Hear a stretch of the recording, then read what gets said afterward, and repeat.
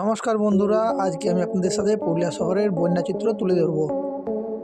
বর্ষার প্রথম বৃষ্টিতেই বন্যা পরিস্থিতি পুরুলিয়ায়। 4 দিনের এই নিম্নচাপের ঝড় বৃষ্টিতে জলমগ্ন, জলে ভাসছে পুরুলিয়া শহরের 16 নম্বর ওয়ার্ডের সাধুডাঙ্গা এলাকা। বন্যায় বৃষ্টির জল ঢুকে গেছে এখানকার স্থানীয় মানুষজনদের ঘরে। জলের তলায় একাধিক ঘর।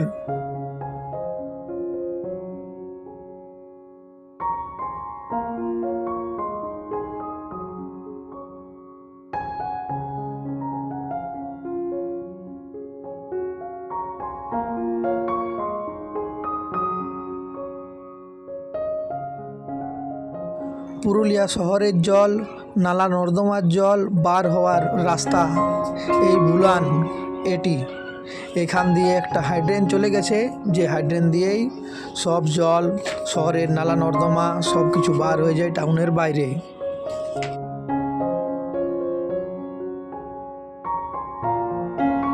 বৃষ্টি থেমে গেছে, তবু দেখুন বন্ধুরা কেমন এলাকাটি এখনও জলমগ্ন রয়েছে, তবে জলস্তর ধীরে ধীরে নামছে।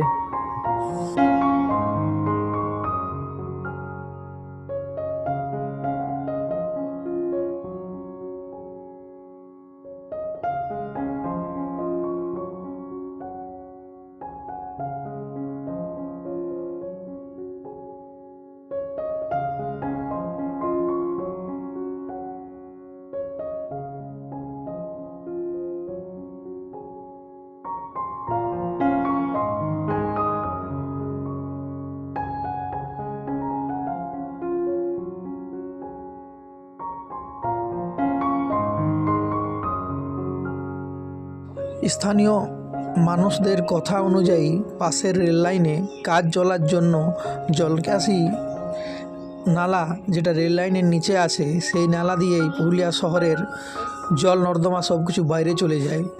তাতে কোনো প্লাস্টিক বা কচুরিপানা বা কোনো কিছু আটকে যাওয়ার জন্য ওইখান থেকে জল পাস করতে পারেনি, তাই ধীরে ধীরে জলস্তর এদিকে বাড়তে থাকে এবং ধীরে ধীরে সাধুডাঙ্গা এলাকা জলমগ্ন হয়ে পড়ে।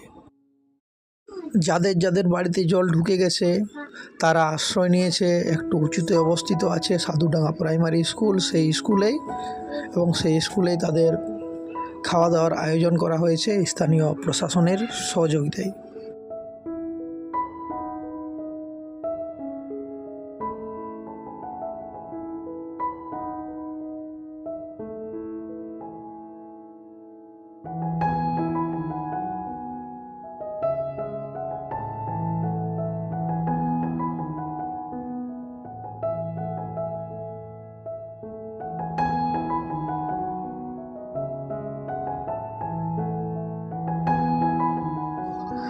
এই বাড়িটির দেয়ালে জলের ছাপ দেখুন, জলের ছাপেই বলে দিচ্ছে যে কতটা জল উপরে উঠেছিল।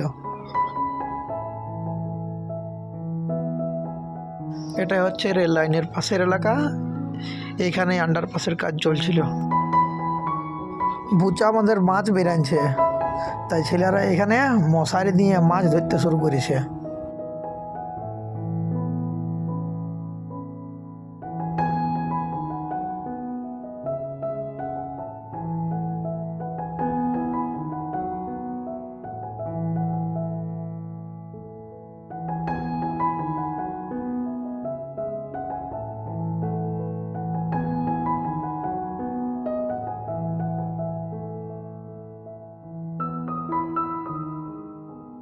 আধুনিক ভারত বন্দে ভারত ট্রেন এই দেখুন সামনে এগিয়ে আসছে, আর তার পাশে আমরা বর্ষায় কবলিত হয়ে জলমগ্ন হয়ে পড়ে আছি।